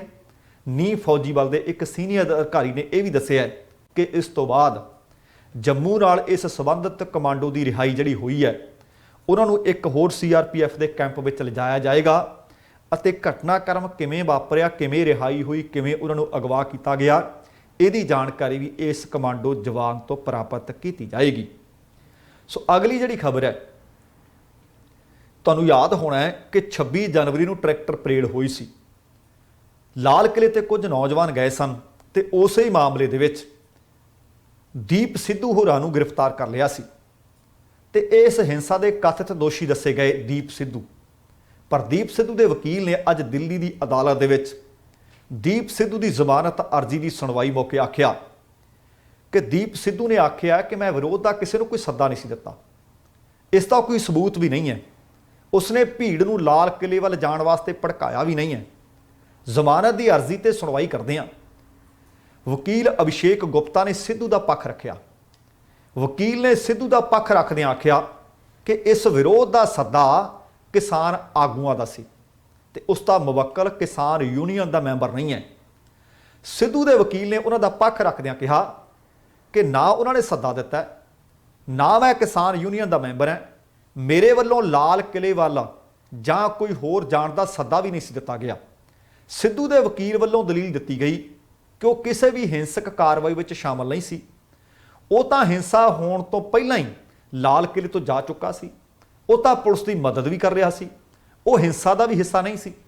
ਸਿਰਫ ਹਿੰਸਕ ਕਾਰਵਾਈਆਂ ਵਿੱਚ ਸ਼ਾਮਲ ਲੋਕਾਂ ਤੇ ਹੀ ਉਹਨਾਂ ਆਖਿਆ ਕਿ ਮੁਕੱਦਮਾ ਚਲਾਇਆ ਜਾ ਸਕਦਾ ਹੈ। ਸਿਰਫ ਉੱਥੇ ਭੀੜ ਵਿੱਚ ਜਾਣਾ ਜਾਂ ਹਾਜ਼ਰ ਹੋਣ ਦਾ ਮਤਲਬ ਇਹ ਹਰਗਿਜ਼ ਨਹੀਂ ਕਿ ਉਹ ਗੈਰ ਕਾਨੂੰਨੀ ਕਾਰਵਾਈ ਵਿੱਚ ਸ਼ਾਮਲ ਸੀ। ਵਕੀਲ ਨੇ ਅਦਾਲਤ ਵਿੱਚ ਦਿੱਲੀ ਪੁਲਿਸ ਵੱਲੋਂ ਵਿਖਾਈਆਂ ਗਈਆਂ 2 ਵੀਡੀਓਜ਼ ਵੀ ਜਮ੍ਹਾਂ ਕਰਵਾਈਆਂ, ਜਿਨ੍ਹਾਂ ਵਿੱਚ ਦੀਪ ਸਿੱਧੂ ਵਾਕਈ ਭੀੜ ਨੂੰ ਸ਼ਾਂਤ ਕਰਨ ਲਈ ਪੁਲਿਸ ਦੀ ਮਦਦ ਕਰਦਾ ਨਜ਼ਰ ਆ ਰਿਹਾ ਹੈ। ਵਕੀਲ ਨੇ ਅਦਾਲਤ ਨੂੰ ਦੱਸਿਆ ਕਿ ਸ਼੍ਰੀਮਾਨ, ਸਾਡੇ ਕੋਲ 2 ਵੀਡੀਓਜ਼ ਨੇ, ਜੇ ਅਦਾਲਤ ਦੇਖਣਾ ਚਾਹੁੰਦੀ ਹੈ। ਉਹ ਇੱਕ ਵਕਾਲਤ ਕਰਨ ਵਾਲਾ ਇਨਸਾਨ ਅਤੇ ਪੰਜਾਬੀ ਅਦਾਕਾਰ ਵੀ ਸੀ। ਕਿਉਂਕਿ ਉਹ ਇੱਕ ਮਸ਼ਹੂਰ ਚਿਹਰਾ ਹੈ, ਇਸ ਲਈ ਉਸ ਨੂੰ ਜਾਣਬੁੱਝ ਕੇ ਬਲੀ ਦਾ ਬੱਕਰਾ ਬਣਾਇਆ ਜਾ ਰਿਹਾ ਹੈ। ਇਹ ਮੀਡੀਆ ਟ੍ਰਾਇਲ ਚੱਲ ਰਿਹਾ। ਉਹਨੇ ਕਿਹਾ ਦੀਪ ਸਿੱਧੂ ਗਲਤ ਸਮੇਂ ਗਲਤ ਥਾਂ ਤੇ ਜ਼ਰੂਰ ਸੀ। FIR ਮੁਤਾਬਕ ਦੁਪਹਿਰ 12:30 ਵਜੇ ਗੇਟ ਤੋੜ ਕੇ ਲੋਕ ਫਸੀਲ ਤੇ ਚੜੇ, ਪਰ ਉਹ ਦੀਪ ਸਿੱਧੂ ਦੇ ਵਕੀਲ ਨੇ ਕਿਹਾ ਕਿ ਦੁਪਹਿਰ 2 ਵਜੇ ਤੋਂ ਬਾਅਦ ਪਹੁੰਚਿਆ। ਵਕੀਲ ਨੇ ਦੱਸਿਆ ਕਿ ਦਿੱਲੀ ਪੁਲਿਸ ਵੱਲੋਂ ਹਾਜ਼ਰ ਹੋਏ ਸਰਕਾਰੀ ਵਕੀਲ ਨੇ ਦਲੀਲ ਦਿੱਤੀ ਕਿ ਮੌਲਿਕ ਅਧਿਕਾਰਾਂ ਦਾ ਮਤਲਬ ਇਹ ਨਹੀਂ ਕਿ ਕੋਈ ਪੁਲਿਸ ਅਧਿਕਾਰੀ ਨੂੰ ਨੁਕਸਾਨ ਪਹੁੰਚਾਵੇ। ਸਰਕਾਰੀ ਵਕੀਲ ਨੇ ਪੁੱਛਿਆ ਕਿ ਪੁਲਿਸ ਵਾਲਿਆਂ ਦਾ ਕੋਈ ਮੌਲਿਕ ਅਧਿਕਾਰ ਨਹੀਂ ਹੁੰਦਾ। ਇਸ ਤੋਂ ਬਾਅਦ ਅਦਾਲਤ ਵੱਲੋਂ ਕਾਰਵਾਈ ਨੂੰ ਆਉਣ ਵਾਲੇ ਸੋਮਵਾਰ ਤੱਕ ਲਈ ਮੁਲਤਵੀ ਕਰ ਦਿੱਤਾ ਗਿਆ ਅਤੇ ਸਿੱਧੂ ਦੀ ਜਿਹੜੀ ਤਕਰੀਰ ਸੀ, ਜਿਹੜੀ ਟਰੈਕਟਰ ਪਰੇਡ ਤੋਂ ਪਹਿਲੇ ਦਿਨ 25 ਜਨਵਰੀ ਦੀ ਸੀ, ਉਹਦੀ ਕਾਪੀ ਮੰਗ ਲਈ ਗਈ ਹੈ। ਉਸ ਹੂਬਹੂ ਜਿਹੜੀ ਤਕਰੀਰ ਉਹਨਾਂ ਨੇ ਕੀਤੀ ਸੀ, ਭਾਸ਼ਣ ਉਹਨਾਂ ਨੇ ਦਿੱਤਾ ਸੀ, ਤੇ ਨਾਲ ਉਸ ਦੀ ਟਰਾਂਸਲੇਸ਼ਨ ਮੰਗ ਲਈ ਗਈ ਹੈ ਕਿ ਉਹ ਅਦਾਲਤ ਦੇ ਵਿੱਚ ਜਮ੍ਹਾਂ ਕਰਵਾਈ ਜਾਵੇ। ਅਦਾਲਤ ਜਾਣਨਾ ਚਾਹੁੰਦੀ ਹੈ ਕਿ ਕੀ ਸੱਚਮੁੱਚ ਦੀਪ ਸਿੱਧੂ ਨੇ ਸਟੇਜ ਤੇ ਆਖਿਆ ਸੀ ਕਿ ਲਾਲ ਕਿਲੇ ਜਾਵਾਂਗੇ? ਕੀ ਦੀਪ ਸਿੱਧੂ ਨੇ ਹਿੰਸਾ ਭੜਕਾਉਣ ਵਾਸਤੇ ਕੋਈ ਇਸ ਤਰ੍ਹਾਂ ਦਾ ਭਾਸ਼ਣ ਕੀਤਾ ਜਾਂ ਨਾ ਕੀਤਾ? ਵੇਖਦੇ ਹਾਂ ਕਿ ਆਉਣ ਵਾਲੇ ਸੋਮਵਾਰ ਨੂੰ ਦੀਪ ਸਿੱਧੂ ਨੂੰ ਜ਼ਮਾਨਤ ਮਿਲਦੀ ਆ ਜਾਂ ਨਹੀਂ, ਕਿਉਂਕਿ ਜ਼ਮਾਨਤ ਮੰਗਣਾ ਦੀਪ ਸਿੱਧੂ ਦਾ ਕਾਨੂੰਨੀ ਹੱਕ ਹੈ। ਦੀਪ ਸਿੱਧੂ ਦੇ ਵਕੀਲ ਨੇ ਆਪਣੀਆਂ ਦਲੀਲਾਂ ਦਿੱਤੀਆਂ ਨੇ ਤੇ ਸਰਕਾਰੀ ਵਕੀਲ ਨੇ ਆਪਣੀਆਂ ਦਲੀਲਾਂ ਦਿੱਤੀਆਂ ਨੇ। ਪਹਿਲਾਂ ਵੀ 2 ਵਾਰ ਉਹਨਾਂ ਦੀ ਜ਼ਮਾਨਤ ਅਰਜ਼ੀ ਟਲ ਗਈ ਸੀ ਤੇ ਅੱਜ ਸੁਣਵਾਈ ਦੇ ਵਿੱਚ ਆਹ ਕੁਝ ਹੋਇਆ ਤੇ ਹੁਣ ਸੋਮਵਾਰ ਨੂੰ ਵੇਖਦੇ ਹਾਂ ਕਿ ਕੀ ਹੁੰਦਾ। ਕੇਂਦਰ ਸਰਕਾਰ ਨੇ ਕਿਸਾਨਾਂ ਨੂੰ ਅੱਜ ਇੱਕ ਹੋਰ ਤੋਹਫਾ ਦੇ ਦਿੱਤਾ ਹੈ, ਕਿਉਂਕਿ ਲਗਾਤਾਰ ਤੋਹਫੇ ਦਿੰਦੀ ਆ ਰਹੀ ਹੈ, ਕਿਉਂਕਿ ਕਿਸਾਨਾਂ ਦੀ ਆਮਦਨ ਦੁੱਗਣੀ ਜੋ ਕਰਨੀ ਹੋਈ। ਅੱਜ ਕੇਂਦਰ ਸਰਕਾਰ ਨੇ ਨਵੇਂ ਖੇਤੀ ਕਾਨੂੰਨਾਂ ਦਾ ਵਿਰੋਧ ਕਰ ਰਹੇ, ਅੰਦੋਲਨ ਕਰ ਰਹੇ ਕਿਸਾਨਾਂ ਦੇ ਉੱਤੇ ਇੱਕ ਨਵਾਂ ਹਮਲਾ ਕੀਤਾ ਹੈ। ਹੁਣ ਕੇਂਦਰ ਸਰਕਾਰ ਨੇ ਕਿਸਾਨਾਂ ਦੇ ਉੱਤੇ ਹੋਰ ਬੋਝ ਲੱਦਿਆ, ਜਦੋਂ ਕਿ ਦੂਸਰੇ ਪਾਸੇ ਨਾਲ ਸਰਕਾਰ ਇਹ ਵੀ ਆਖ ਰਹੀ ਹੈ ਕਿ ਅਸੀਂ ਕਿਸਾਨਾਂ ਦੀ ਆਮਦਨ ਦੁੱਗਣੀ ਕਰਨੀ ਹੈ। ਦੁੱਗਣੀ ਕਰਨ ਦੇ ਦਾਅਵੇ ਹਰ ਇੱਕ ਚੋਣ ਰੈਲੀ ਵਿੱਚ ਕੀਤੇ ਜਾਂਦੇ ਨੇ, ਹਰ ਇੱਕ ਭਾਸ਼ਣ ਵਿੱਚ ਕੀਤੇ ਜਾਂਦੇ ਹੈ, ਪਰ ਆਮਦਨ ਦੁੱਗਣੀ ਕਰਨ ਦਾ ਇੱਕ ਹੋਰ ਸਬੂਤ ਦੇ ਦਿੱਤਾ ਹੈ। ਦੁਨੀਆ ਦੇ ਸਭ ਤੋਂ ਵੱਡੇ ਖਾਦ ਵਿਕਰੇਤਾ ਇੰਡੀਅਨ ਫਾਰਮਰਸ ਫਰਟੀਲਾਈਜ਼ਰਸ ਕੋਆਪਰੇਟਿਵ, ਜਿਸ ਨੂੰ ਆਪਾਂ ਇਫਕੋ ਵੀ ਕਹਿ ਦਿੰਦੇ ਹਾਂ, ਇਫਕੋ ਨੇ ਖਾਦਾਂ ਦੀਆਂ ਕੀਮਤਾਂ ਦੇ ਵਿੱਚ ਵੱਡਾ ਵਾਧਾ ਕਰ ਦਿੱਤਾ ਹੈ। ਡਾਈ ਅਮੋਨੀਅਮ ਫਾਸਫੇਟ, ਜਿਸ ਨੂੰ DAP ਕਹਿੰਦੇ ਆ, ਬਹੁਤ ਸਾਰੇ ਲੋਕ ਡਾਇਆ ਕਹਿ ਦਿੰਦੇ ਨੇ, ਕਈ ਲੋਕ ਡਾਈ ਵੀ ਕਹਿੰਦੇ ਆ, ਉਹਦਾ 50 ਕਿਲੋ ਦਾ ਜਿਹੜਾ ਥੈਲਾ ਸੀ, ਉਹਦੀ ਕੀਮਤ ਕੇਂਦਰ ਸਰਕਾਰ ਨੇ 58% ਵਧਾ ਦਿੱਤੀ ਹੈ। ਪਹਿਲਾਂ ਕਿਸਾਨਾਂ ਨੂੰ ਇਹ 1200 ਰੁਪਏ ਦਾ ਮਿਲਦਾ ਸੀ ਤੇ ਹੁਣ ਇਹ 1900 रुपए ਦਾ ਮਿਲਿਆ ਕਰਨਾ ਹੈ। ਦੱਸਣਾ ਬਣਦਾ ਕਿ ਭਾਰਤ ਵਿੱਚ ਯੂਰੀਆ ਦੇ ਬਾਅਦ ਜੇ ਕਿਸਾਨ ਕਿਸੇ ਖਾਦ ਦੀ ਸਭ ਤੋਂ ਜ਼ਿਆਦਾ ਵਰਤੋਂ ਕਰਦੇ ਆ ਤਾਂ ਉਹ ਡੀਏਪੀ ਦੀ ਕਰਦੇ ਆ। ਇਸ ਵਧੇ ਭਾਅ ਦੇ ਕਾਰਨ ਪੰਜਾਬ ਦੇ ਕਿਸਾਨਾਂ ਦੇ ਉੱਤੇ ਸਿਰਫ ਇਸੇ ਵਧੇ ਭਾਅ ਦੇ ਕਾਰਨ 1100 ਕਰੋੜ ਰੁਪਏ ਦਾ ਨਵਾਂ ਬੋਝ ਲੱਦ ਦਿੱਤਾ ਗਿਆ। ਡੀਜ਼ਲ ਤੇ ਪੈਟਰੋਲ ਦੇ ਭਾਅ ਪਹਿਲਾਂ ਹੀ ਲਗਾਤਾਰ ਵਧ ਰਹੇ ਨੇ। ਡੀਜ਼ਲ ਦੀ ਵੱਧਦੀ ਕੀਮਤ ਖੇਤੀ ਖੇਤਰ ਤੇ ਵੱਡਾ ਪ੍ਰਭਾਵ ਪਾ ਰਹੀ ਹੈ। ਇਹਨਾਂ ਦੇ ਭਾਅ ਦੇ ਵਿੱਚ ਵੱਡਾ ਵਾਧਾ ਕੇਂਦਰੀ ਸਰਕਾਰ ਦੁਆਰਾ ਲਗਾਏ ਗਏ ਆਬਕਾਰੀ ਟੈਕਸ, ਜਦੋਂ ਕਿ ਸੂਬਾ ਸਰਕਾਰਾਂ ਵੀ ਇਹਨਾਂ ਦੇ ਉੱਤੇ ਵੈਟ ਲਾਉਂਦੀਆਂ ਨੇ, ਸੈਸ ਲਾਉਂਦੀਆਂ ਨੇ। ਦੂਸਰੇ ਪਾਸੇ ਕਿਸਾਨਾਂ ਨੂੰ ਉਸ ਦੀਆਂ ਬਹੁਤੀਆਂ ਫਸਲਾਂ ਦਾ ਘੱਟੋ ਘੱਟ ਸਮਰਥਨ ਮੁੱਲ ਵੀ ਨਹੀਂ ਮਿਲਦਾ। ਦੇਸ਼ ਦੇ ਬਹੁਤ ਸਾਰੇ ਸੂਬੇ ਉਹ ਨੇ ਜਿੱਥੋਂ ਦੇ ਕਿਸਾਨਾਂ ਨੂੰ ਇਹ ਜਾਣਕਾਰੀ ਦੀ ਵੀ ਘਾਟ, ਉਹ ਜਾਣਕਾਰੀ ਰੱਖਦੇ ਹੀ ਨਹੀਂ। ਇਸ ਸਵਾਲ ਦਾ ਜਵਾਬ ਸਰਕਾਰ ਦੇ ਰਹੀ ਹੈ ਕਿ ਕੌਮਾਂਤਰੀ ਮੰਡੀ ਦੇ ਵਿੱਚ ਕੱਚੇ ਤੇਲ ਦੀਆਂ ਕੀਮਤਾਂ ਜਾਂ ਡੀਏਪੀ ਦੇ ਭਾਅ ਘਟਣ ਸਮੇਂ ਇਸ ਦਾ ਲਾਭ ਖਪਤਕਾਰਾਂ ਤੱਕ ਕਿਉਂ ਨਹੀਂ ਪਹੁੰਚਦਾ। ਕੀ ਕਦੇ ਇਸ ਸਵਾਲ ਦਾ ਜਵਾਬ ਕੇਂਦਰ ਸਰਕਾਰ ਨੇ ਦਿੱਤਾ ਹੈ? ਦੂਸਰੇ ਪਾਸੇ ਕੀਮਤ ਥੋੜੀ ਵਧਣ ਨਾਲ ਵਧੀ ਹੋਈ ਕੀਮਤ ਦਾ ਬੋਝ ਜ਼ਰੂਰ ਖਪਤਕਾਰਾਂ ਤੇ ਲੱਦਿਆ ਜਾਂਦਾ ਹੈ। ਅੱਜ ਸਾਹਮਣੇ ਆਇਆ ਕਿ ਫੇਰ ਵਧਾ ਦਿੱਤਾ 1100 ਕਰੋੜ ਰੁਪਏ ਦਾ ਬੋਝ ਸਿੱਧਾ ਇਕੱਲੇ ਪੰਜਾਬ ਦੇ ਕਿਸਾਨਾਂ ਦੇ ਸਿਰ ਤੇ ਲੱਦ ਦਿੱਤਾ ਹੈ। ਇੱਕ ਗੱਲ ਹੋਰ, ਆਤਮ ਨਿਰਭਰ ਭਾਰਤ ਦਾ ਨਾਰਾ ਹੈ, ਮੇਕ ਇਨ ਇੰਡੀਆ, ਕਿ ਹਰ ਇੱਕ ਚੀਜ਼ ਭਾਰਤ 'ਚ ਹੀ ਬਣੂ। ਆਤਮ ਨਿਰਭਰ ਦਾ ਨਾਰਾ ਲਾਉਣਾ ਕੋਈ ਮਾੜੀ ਗੱਲ ਨਹੀਂ, ਚੰਗੀ ਗੱਲ ਹੈ। ਅਸੀਂ ਆਪਣੇ ਪੈਰਾਂ ਤੇ ਖੜੇ ਹੋਏ, ਸਾਨੂੰ ਬਾਹਰੋਂ ਕੁਝ ਮੰਗਾਉਣਾ ਨਾ ਪਵੇ। ਪਰ ਆਤਮ ਨਿਰਭਰ ਦਾ ਨਾਰਾ ਦੇਣ ਵਾਲਾ ਮੁਲਕ ਡੀਏਪੀ ਦਾ ਭਾਵ ਇਸ ਖਾਦ ਦਾ ਲਗਭਗ 90% ਹਿੱਸਾ ਵਿਦੇਸ਼ਾਂ ਤੋਂ ਮੰਗਵਾਉਂਦਾ ਹੈ। ਜਾਂ ਇਹ ਆਖ ਸਕਦੇ ਹਾਂ ਕਿ ਵਿਦੇਸ਼ਾਂ ਤੋਂ ਮੰਗਵਾਉਣ ਵਾਸਤੇ ਮਜਬੂਰ ਕਿਉਂ? ਇੱਕ ਦੇਸ਼ ਇੱਕ ਟੈਕਸ ਭਾਵ GST ਵੀ, ਇਹ ਵੀ ਖੇਤੀ ਉੱਤੇ ਬੋਝ ਵਧਾਇਆ ਹੈ। ਕਿਉਂਕਿ ਪੰਜਾਬ ਵਰਗੇ ਸੂਬੇ ਦੇ ਵਿੱਚ ਕੀਟਨਾਸ਼ਕ, ਬੀਜ, ਟਰੈਕਟਰਾਂ ਦੇ ਸਪੇਅਰ ਪਾਰਟਸ ਜਾਂ ਖਾਦਾਂ, ਇਹਦੇ ਉੱਤੇ ਵੈਟ ਬਹੁਤ ਘੱਟ ਸੀ। ਪਰ ਨਵੇਂ ਟੈਕਸ ਨੇ ਰਾਜ ਸਰਕਾਰਾਂ ਦਾ ਟੈਕਸ ਵਧਾਉਣ ਦਾ, ਘਟਾਉਣ ਦਾ ਹੱਕ ਹੀ ਖਤਮ ਕਰ ਲਿਆ। ਸੂਬਾ ਸਰਕਾਰਾਂ ਬੋਲੀਆਂ ਨਹੀਂ। ਸਰਕਾਰਾਂ ਦਾ ਕੰਮ ਜਾਂ ਜ਼ਿੰਮੇਵਾਰੀ ਇਹ ਹੈ ਕਿ ਪਹਿਲਾਂ ਹੀ ਘਾਟੇ ਦਾ ਸੌਦਾ ਬਣੀ ਹੋਈ ਖੇਤੀ ਨੂੰ ਲਾਹੇਵੰਦ ਬਣਾਇਆ ਜਾਵੇ, ਉਹਦੇ ਵਾਸਤੇ ਕਦਮ ਉਠਾਏ ਜਾਣ। ਇਸ ਲਈ ਜ਼ਰੂਰੀ ਹੈ ਕਿ ਖੇਤੀ ਖੇਤਰ ਦੇ ਵਿੱਚ ਵਰਤੋਂ ਆਉਣ ਵਾਲੀਆਂ ਵਸਤਾਂ ਦੇ ਭਾਅ ਵਾਜਬ ਰੱਖੇ ਜਾਣ। ਕਿਸਾਨ ਤਾਂ ਪਹਿਲਾਂ ਹੀ ਖੁਦਕੁਸ਼ੀਆਂ ਦੇ ਰਾਹ ਤੁਰਿਆ ਹੋਇਆ ਹੈ। 4 ਮਹੀਨੇ ਤੋਂ ਦਿੱਲੀ ਦੀਆਂ ਬਰੂਹਾਂ ਤੇ ਬੈਠਾ ਅੰਦੋਲਨ ਕਰ ਰਿਹਾ ਹੈ। ਕਈ ਵਾਰੀ ਤਾਂ ਇੰਜ ਲੱਗਦਾ ਜਿਵੇਂ ਸਰਕਾਰ ਭੁੱਲ ਹੀ ਗਈ ਹੋਵੇ ਕਿ ਇਹ ਭਾਈ ਕੋਈ ਮੰਗ ਲੈ ਕੇ ਆਏ ਆ, ਇਹਨਾਂ ਦੀ ਮੰਗ ਸੁਣ ਤਾਂ ਲਈਏ। 22 ਜਨਵਰੀ ਤੋਂ ਬਾਅਦ ਸਰਕਾਰ ਨੇ ਬਿਲਕੁਲ ਗੱਲਬਾਤ ਨਹੀਂ ਕੀਤੀ। ਗੱਲਬਾਤ ਅੱਜ ਕੀਤੀ ਹੈ ਪੰਜਾਬ ਸਰਕਾਰ ਦੇ ਨਾਲ। 3 ਵਜ਼ੀਰ ਸੀ ਤੇ ਇੱਕ ਚੇਅਰਮੈਨ ਸੀ। ਗੱਲਬਾਤ ਕਰਨ ਗਏ ਸੀ ਕੇਂਦਰ ਸਰਕਾਰ ਨਾਲ। ਕੇਂਦਰ ਸਰਕਾਰ ਦਾ ਫੈਸਲਾ 2 ਟੁਕ ਸੀ ਕਿ ਫਸਲ ਖਰੀਦ ਦੀ ਜਿਹੜੀ ਸਿੱਧੀ ਅਦਾਇਗੀ ਕਿਸਾਨਾਂ ਦੇ ਖਾਤੇ 'ਚ ਜਾਊਗੀ। ਇਸ ਮਾਮਲੇ ਤੇ ਕੇਂਦਰ ਸਰਕਾਰ ਨੇ ਪੰਜਾਬ ਸਰਕਾਰ ਨੂੰ ਸਾਫ਼ ਆਖ ਦਿੱਤਾ ਹੈ ਕਿ ਜੇ ਇਸ ਸਾਲ ਤੋਂ ਅਜਿਹਾ ਤੁਸੀਂ ਨਾ ਕੀਤਾ ਤਾਂ ਕੇਂਦਰ ਸਰਕਾਰ ਪੰਜਾਬ ਤੋਂ ਕਣਕ ਨਹੀਂ ਖਰੀਦੇਗੀ। ਭਾਵ ਸਿੱਧੀ ਅਦਾਇਗੀ ਨਹੀਂ, ਕਣਕ ਦੀ ਖਰੀਦ ਨਹੀਂ। ਕੇਂਦਰ ਨੇ ਪੰਜਾਬ ਨੂੰ ਇਹ ਝਟਕਾ ਉਸ ਸਮੇਂ ਦਿੱਤਾ ਹੈ ਜਦੋਂ 10 ਅਪ੍ਰੈਲ ਨੂੰ ਭਾਵ ਸ਼ਨਿਚਰਵਾਰ ਤੋਂ ਪੰਜਾਬ ਦੇ ਵਿੱਚ ਕਣਕ ਦੀ ਖਰੀਦ ਸ਼ੁਰੂ ਹੋਣੀ ਹੈ। ਦਿਨ ਸਿਰਫ 2 ਰਹਿੰਦੇ ਆ। 2 ਦਿਨ ਪਹਿਲਾਂ ਇਹ ਝਟਕਾ, ਜੇ ਸਿੱਧੀ ਅਦਾਇਗੀ ਤੇ ਪੰਜਾਬ ਨਹੀਂ ਮੰਨਦਾ ਤਾਂ ਕਣਕ ਵੀ ਅਸੀਂ ਨਹੀਂ ਖਰੀਦਾਂਗੇ। ਉਧਰ ਦੂਸਰੇ ਪਾਸੇ ਇਸੇ ਹੀ ਮੁੱਦੇ ਤੇ ਕੈਪਟਨ ਅਮਰਿੰਦਰ ਸਿੰਘ ਨੇ ਸ਼ੁੱਕਰਵਾਰ ਨੂੰ ਪੰਜਾਬ ਦੇ ਆੜ੍ਹਤੀਆਂ ਨਾਲ ਬੈਠਕ ਕਰਨੀ ਹੈ।